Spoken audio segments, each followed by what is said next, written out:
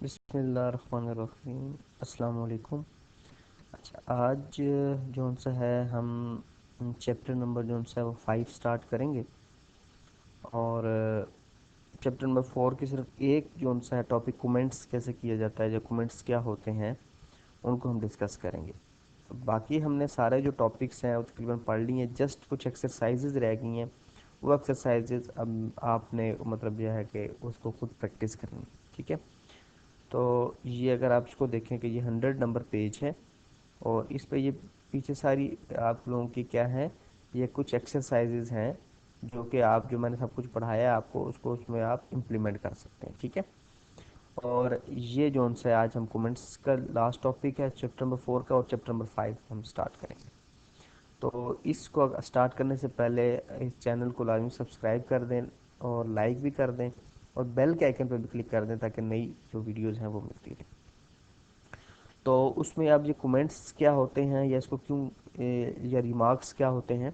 Basically हम ये comments में कोडिंग में लिखते हैं कमेंट्स ताकि हमें जो कोड है वो रीडेबल हो। रीडेबल मीन कि उसको अंडरस्टैंडिंग उसकी आसान हो, ठीक है।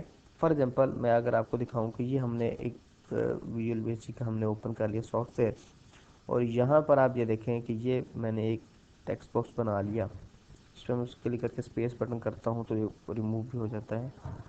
अच्छा जी, अब अच्छा जी, ये हमने टेक्स्ट बॉक्स लगा दिया। उसके बाद हम क्या करते हैं, यहाँ पे एक बटन बना दिया, ठीक है। तो मैं कहता हूँ यहाँ पे बटन पे क्लिक करूँ तो यहाँ पे फिर डबल क्लिक करता हूँ। यहाँ पे फॉर एग्जांपल मैं लिख देता हूँ, वेरिएबल डिक्लेयर करता हूँ एक। कैसे करेंगे, डिम n1 एज इंटीजर।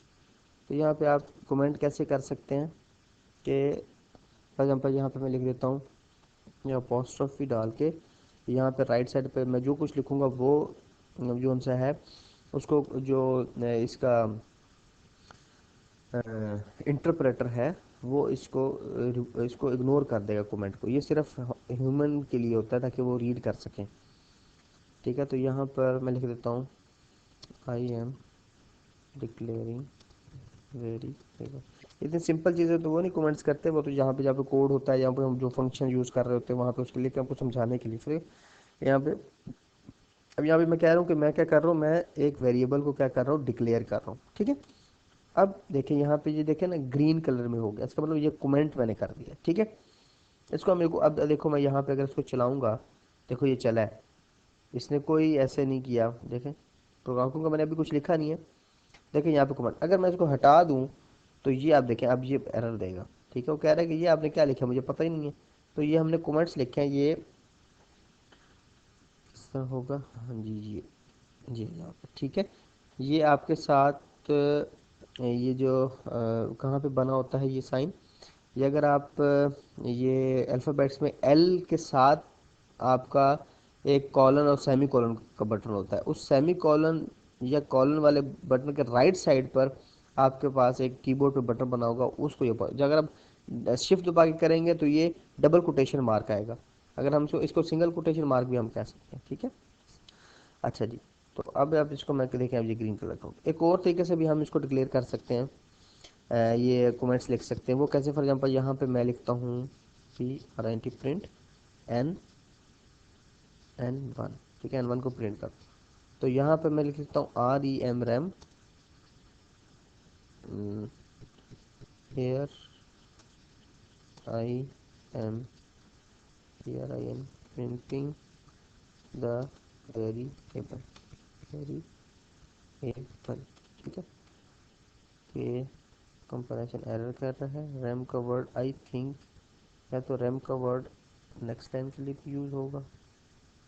हाँ जी, रैम अगर हमने लिखना है तो हमने इसको, अच्छा ये REM जो सा है ये स्मॉल में था, इसको चेक करते हैं यहाँ पर आगे जाकर। नहीं, इसको अगर आपने रैम यूज़ करना है तो आपको एक एक्स्ट्रा लाइन पे करना पड़ेगा। बिल्कुल, रैम के साथ भी कर सकते हैं लेकिन रैम के लिए आपको फिर एक अलग से लाइन, देखिए अब ग्रीन हो गया, ठीक है। अब ये एरर नहीं करेगा, ठीक है। तो जो आपका ये सिंगल कोटेशन मार्क है, ठीक है, इससे आप क्या कर सकते हो कि इससे आप कहीं पे भी लिख सकते हो कमेंट, इसके राइट साइड पे, लेफ्ट साइड पे लिखोगे तो कमेंट नहीं होगा। यहाँ पे आप जो मर्जी लिखते रहो, यहाँ क्यों नहीं होगा, ठीक है, यहाँ पे एरर आएगा। आपने इसके ये जो सिंगल कोटेशन मार्क है, इसके राइट साइड पे जो लिखना है वो कमेंट्स होते हैं, इसको कमेंट्स। अब ये हमें मतलब ये बता रहा है कि अगर हम यहाँ पे कोड पढ़ रहे होंगे तो हम बताए अच्छा यहाँ पे मैं वेरिएबल डिक्लेयर कर रहा हूँ, यहाँ पे मैं वेरिएबल को प्रिंट करवा रहा हूँ, तो इसके लिए हम कमेंट्स यूज़ करते हैं, ठीक है। इसको एक दफ़ा पढ़ लें, यही बातें लिखी हुई हैं। Comments are the words or sentences written in the program to explain the purpose of the code. तो purpose of the code के हम क्या करें? The explanation can be very useful in future for anyone to understand the code by reading the comments. अब ये देखिए कोई और बहुत बड़ा 4-5 पेजेस का कोई कोड है और वो किसी ने लिखा हुआ है, तो अगर उसने कमेंट्स किए होंगे तो मुझे पता चल रहा होगा यहाँ पे क्या हो रहा है, यहाँ पे क्या हो रहा है, यहाँ पे क्या हो रहा है, ठीक है। तो यही बात कर रहे हैं। It can save a lot of time when the program is modified or debugged. The comments are not executed by Visual Basic. ठीक है, Visual Basic comments को executed नहीं करता, वो इग्नोर कर देता है। तो यहाँ पे उसने कहा सेव कैसे करता है कि एक तो मॉडिफाई जब हमने करना होगा प्रोग्राम को, हमें पता होगा यहाँ पे क्या हो रहा है, तब मॉडिफाई कर सकते हो। डिबग, डिबग का मतलब होता है कोई एरर फाइंड करना हो तो हमें आसानी होगी। तो comments can be added anywhere in the code, कहीं पे भी हम कमेंट्स को ऐड कर सकते हैं। And start with N apostrophe, ठीक है, अपॉस्ट्रॉफी जो मैं करूँ इससे एनीथिंग रिटर्न, देखा ये जो है ये इसकी बात कर, anything written on the right side of apostrophe is considered as comments and will be ignored during execution, ठीक है। ये बात, ये राइट साइड पे लिखा हुआ है और ये एग्जीक्यूशन को इग्नोर कर रहा है। The rem can also be used instead of apostrophe. All comments appear in green color in a code window, ठीक है, कोड विंडो रैम का वर्ड भी हम यूज कर सकते हैं, ठीक है। टू एग्जांपल ऑफ कमेंट्स भी, एक तो ये वाला एग्जांपल है, ये मैंने आपको करके दिखाई, और रैम वाली भी करेंगे, लेकिन रैम के लिए आपको नेक्स्ट लाइन पे करना पड़ता है, ठीक है। लेकिन कमेंट्स को आप इसके सिंगल जो होता है मार्क, इसको आप कहीं पे भी यूज़ कर सकते हैं किसी भी तरीके से, ठीक है। ठीक है, ये तो हमने जनाब इसको कर लिया। अब हम जो नेक्स्ट हमारा है चैप्टर नंबर 5, उसको हम स्टार्ट करते हैं, ठीक है। ये चैप्टर नंबर 5 है और इस चैप्टर नंबर 5 में आपको क्या है जी, ये है कंडीशन स्ट्रक्चर, ठीक है। कंडीशन स्ट्रक्चर क्या होता है कि हमने कोई कंडीशंस लगानी है कि अगर ये वैल्यू हो तो इस तरह करे, अगर इस तरह वैल्यू नहीं है तो इस तरह करे।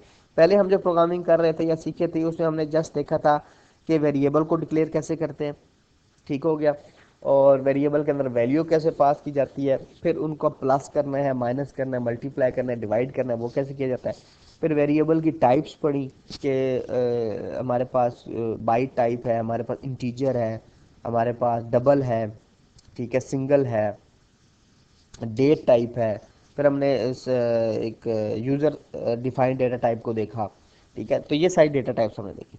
इस चैप्टर में हम देखेंगे कि ये कंट्रोल स्ट्रक्चर्स, कंडीशनल स्ट्रक्चर्स क्या होते हैं, ठीक है। इसमें अब क्या क्या चीज़ें इसको देख लेते हैं जी। कंट्रोल स्ट्रक्चर्स क्या है जी, टाइप्स ऑफ कंट्रोल स्ट्रक्चर कौन कौन से हैं, रिलेशनल ऑपरेटर्स को देखेंगे, सिलेक्शन स्ट्रक्चर्स को देखेंगे, इफ देन स्ट्रक्चर को देखेंगे, limitation of if then structure है, कंडीशन है ना, इफ अगर ये हो तो देन, लेकिन फिर इसकी लिमिटेशन देखेंगे, इसकी लिमिटेशन क्या है। फिर इफ देन एल्स का एक स्ट्रक्चर है, ठीक है, ये इफ देन का स्ट्रक्चर है, ये इफ देन एल्स का स्ट्रक्चर है। फिर extended if then else structure देखेंगे, कंपाउंड कंपैरिजन, लॉजिकल ऑपरेटर देखेंगे, नेस्टेड इफ देन एल्स, ठीक है, एक तो है इफ देन एल्स, एक है नेस्टेड, ठीक है, इसको भी हम देखेंगे। केस स्ट्रक्चर्स को देखेंगे, सेकंड फॉर्म सिलेक्ट, ठीक है, थर्ड फॉर्म सिलेक्ट और फोर्थ फॉर्म सिलेक्ट के स्ट्रक्चर्स को हैं। गो टू स्टेटमेंट, इसको हम देखेंगे। ये बेसिकली हमारे पास जो इफ देन एल्स, ठीक है, इफ देन एल्स, नेस्टेड और केस स्ट्रक्चर, इनको हम कहाँ देखेंगे, ये इसको हम चैप्टर नंबर 5 में देखेंगे। स्टार्ट करते हैं चैप्टर को थोड़ा सा, तो देखते हैं इसमें क्या है। अच्छा जी, अब वो क्या कह रहा है जी, अब ये नेक्स्ट पेज है उससे 117, तो पहला पेज आपके चैप्टर नंबर 5 का, उसमें वो क्या कह रहे हैं जी, a statement used to control the flow of execution in a program is called control structure, ठीक है। वो कह रहा है कि स्टेटमेंट जो हमारी ऐसी स्टेटमेंट प्रोग्राम में यूज़ की गई हो, मतलब हम इस प्रोग्राम में कोई ऐसी स्टेटमेंट यूज़ करें जो कि हमारे प्रोग्राम के फ्लो को कंट्रोल करे। फ्लो को कैसे कंट्रोल कर रही है, तो फॉर एग्जांपल यहाँ पर अगर मैंने कुछ ऐसा कोड लिखा है कि अगर इसकी वैल्यू ये हो तो ये वाला कोड चलाए, ठीक है, और अगर इसकी पहले की वैल्यूज वेरिएबल में 1 हो तो ये वाला कोड, अगर वेरिएबल में 2 हो तो ये नीचे कोड में लिखा हुआ ये वाला कोड चले। तो ये स्ट्रक्चर डिफाइन कर रहा है ये बात कर रहा है कि कौन सा कोड चलना चाहिए। ठीक है, जो कंडीशनल स्ट्रक्चर बात करो कि ये कंडीशन, अगर ये वाली कंडीशन होगी तो ये वाला कोड, अगर ये वाली कंडीशन ट्रू नहीं होती तो ये नीचे वाला कोड चलेगा। ठीक है, तो ये कह रहा है कि फ्लो ऑफ प्रोग्राम। ठीक है, क्या चीज़ करता है, फ्लो के, फ्लो चल रहा है तो पहले ये वाला, अगर यहाँ पे वैल्यू नहीं है तो फ्लो चेंज हो जाए, तो यहाँ से स्टार्ट हो जाए। ठीक है, ये हम करेंगे, जब प्रैक्टिकल करेंगे तो ज़्यादा आप लोगों को अंडरस्टैंडिंग होगी। अच्छा जी, उसके बाद the instructions in a program can be organize in three kinds of control structures to control execution flow. अगर एग्जीक्यूशन फ्लो को करने के लिए हमारे पास क्या होती है, the instructions in a program can be organize in three kinds of control structures to control execution. अगर एग्जीक्यूशन फ्लो को कंट्रोल करने के लिए हमारे पास three kinds of control structures हैं। देखते हैं जी कौन कौन से हैं।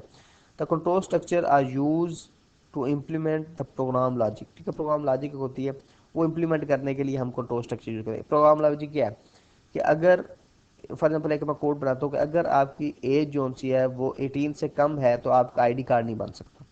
ठीक है, ये एक लॉजिक है। और अगर आपकी एज 18 से ज़्यादा है, ठीक है, 18 ईयर से ज़्यादा है, तो फिर आप एलिजिबल हो अप्लाई करने के लिए CNIC कार्ड। ठीक है, शनाख्ती कार्ड के लिए। तो ये एक लॉजिक मैंने इंप्लीमेंट करनी है। तो ये लॉजिक कैसे इंप्लीमेंट करूंगा, ये लॉजिक मैं इंप्लीमेंट करूंगा इफ़ देन एल्स से करूंगा कि इफ़ अगर इनकी एज 18 से कम है तो लिखा आ जाए you are not eligible for applying for CNIC card. और अगर अगर ये कंडीशन, मतलब ये है कि ये कंडीशन फॉल्स हो जाती है, उसकी एज 18 से ज़्यादा हो जाती है, तो फिर वो एलिजिबल है। ठीक है, तो ये लॉजिक को इम्प्लीमेंट करने के लिए हम कंट्रोल स्ट्रक्चर यूज करते हैं। अच्छा, उसके बाद हमारे पास जो सी हैं वो टाइप्स ऑफ कंट्रोल स्ट्रक्चर्स आ रहे हैं। Different types of control structure follow कर रहे हैं। Different types of control structure कौन कौन से हैं जी। सबसे पहले है जी, वो कह रहा है जी सीक्वेंस। इन सीक्वेंशियल स्ट्रक्चर हमारे पास डिफरेंट स्ट्रक्चर होते हैं। अब वो कह रहा है कि सबसे पहले कौन सा जी, सीक्वेंशियल स्ट्रक्चर। सीक्वेंशियल स्ट्रक्चर कौन सा होता है, the statements are executed in the same order in which they are specified in program. The control flow from one statement to other in a logical sequence. All statements are executed exactly once. It means that no statement is skipped and no statement is executed more than once.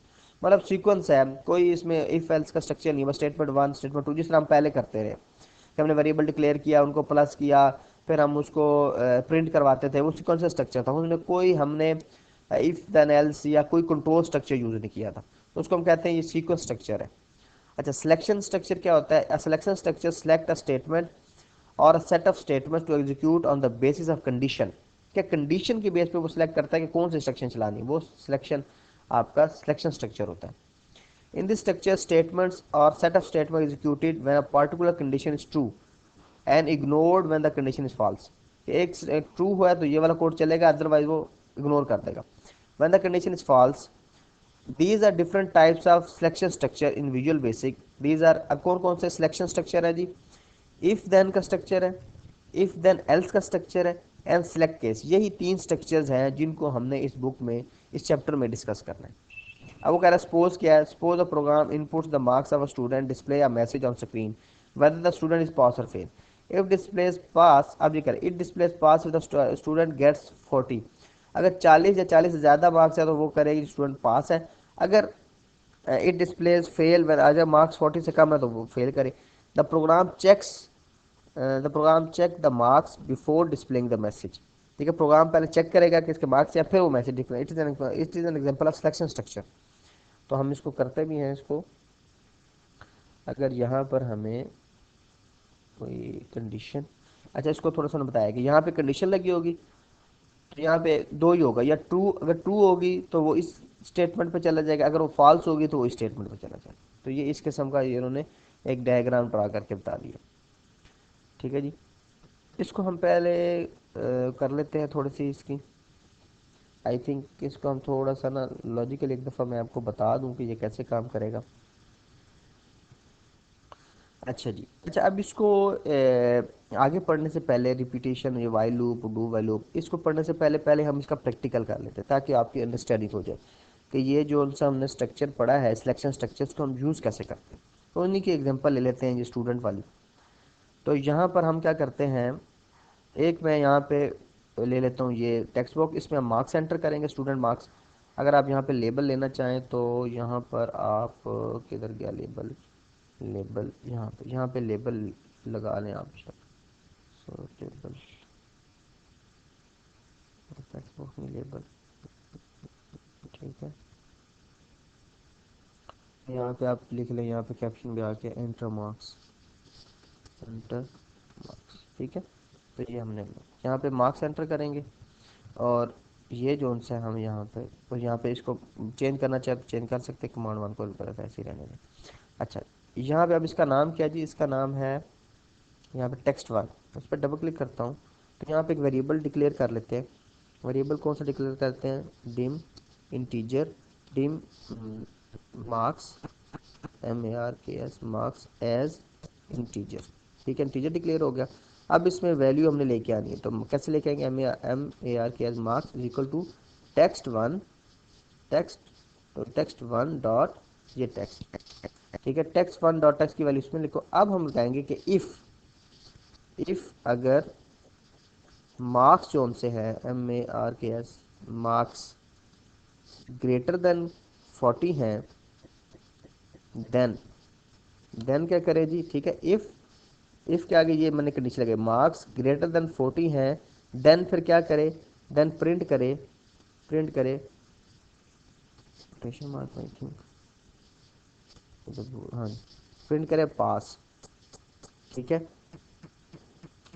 और अभी सिर्फ मैंने if then लगाई है, ठीक है, if then, लेकिन if then से तो काम नहीं चलेगा, अब इफ देन एल्स की स्टेटमेंट भी हमें चाहिए। तो यहाँ पे मैं लगाऊंगा if marks greater than 40, then ये करे एल्स, एल्स क्या करे, एल्स करे प्रिंट, क्या करे जी, फेल, कि अगर ग्रेटर देन 40 है, अगर ग्रेटर देन 40 है तो फिर तो ठीक है, पास करे, अदरवाइज एल्स क्या करे, एल्स फेल कर दे उसको, FAIL फेल। और नीचे मैंने लिखना है एंड इफ, ठीक है, एंड और इफ। अब इसको चलाते हैं, देखते हैं चलता है कि नहीं। तो मैं लिखता हूँ 55, देखिए जैसे ही मैंने 55 लिखा उसने क्या कहा जी, पास। अच्छा, मैं यहाँ पे लिखता हूँ 33, ठीक है, फेल आ गया, सॉरी। अच्छा जी, फेल आ गया यहाँ पे, ठीक है। अच्छा, यहाँ पे अगर हम 40 लिखें फिर भी फेल आ रहा है, क्यों, क्योंकि यहाँ पे मैंने क्या लिखा है कि अगर ग्रेटर देन 40 हो, तो मैं इसको करता हूँ ग्रेटर देन इक्वल टू। अब चेक करते हैं, अब मैं 40 लिखता हूँ तो अब देखिए अब पास आ रहा है। अब 39 लिखूंगा तो क्या आएगा, देखिए नीचे फेल आ रहा है, ठीक हो गया जी। तो इस तरह करके आप जो सा है इसको इम्प्लीमेंट कर सकते हैं। ये अब कौन सा स्ट्रक्चर था, बेसिकली ये सिलेक्शन स्ट्रक्चर, ये सीक्वेंशियल नहीं है। मतलब यहाँ पे देखे ना, पहले ये चली फिर ये चली फिर ये, ऐसे करके नहीं चल रहा। अब यहाँ पे देखे पहले ये स्टेटमेंट चली, फॉर एग्जाम्पल यहाँ पे मैंने 70 एंटर किया तो मार्क्स में 70 आ गया। तो 70 क्या है, 70 ग्रेटर देन है 40 के, तो जब 70 ग्रेटर देन 40 है तो पास वाली स्टेटमेंट चल गई, और ये उसने इग्नोर कर दिया। लेकिन अगर यहाँ पे मार्क्स थे फॉर एग्जाम्पल 20, तो यहाँ पे देखेगा अगर 20 ग्रेटर देन 40 नहीं, इसका मतलब कंडीशन फॉल्स हो गई। तो जब कंडीशन फॉल्स हो गई है तो ये दो स्टेटमेंट वो नहीं चलाएगा, एल्स वाली स्टेटमेंट चलाएगा और प्रिंट ये वाली कर देगा, और फिर एंड इफ खत्म होगा, ठीक है। तो यही आज हमने जो सा इसको पढ़ा है, ठीक है, कंडीशनल स्ट्रक्चर को हमने पढ़ा है, ठीक है। ये कंट्रोल स्ट्रक्चर देखे, कंट्रोल स्ट्रक्चर है ना, कंट्रोल हो गया कि पहले ये चलेंगी फिर ये चलेंगी। अब इसमें उन्होंने बताया डिफरेंस सिलेक्शन हमने पढ़ा है, ठीक है। जो सीक्वेंस था, सीक्वेंस में पहली दूसरी तीसरी, मतलब इस तरह करके वो तरतीब से, सीक्वेंस पे तो हमने नहीं किया ना, ठीक है। तो इसकी जी प्रैक्टिस आप लाजमी करें। अगर आप प्रैक्टिस नहीं करेंगे तो फिर आपके लिए बहुत मुश्किल हो जाएगी, नहीं समझ आएगी। तो कोशिश करें कि इसकी प्रैक्टिस ज़्यादा से ज़्यादा करें, ठीक है।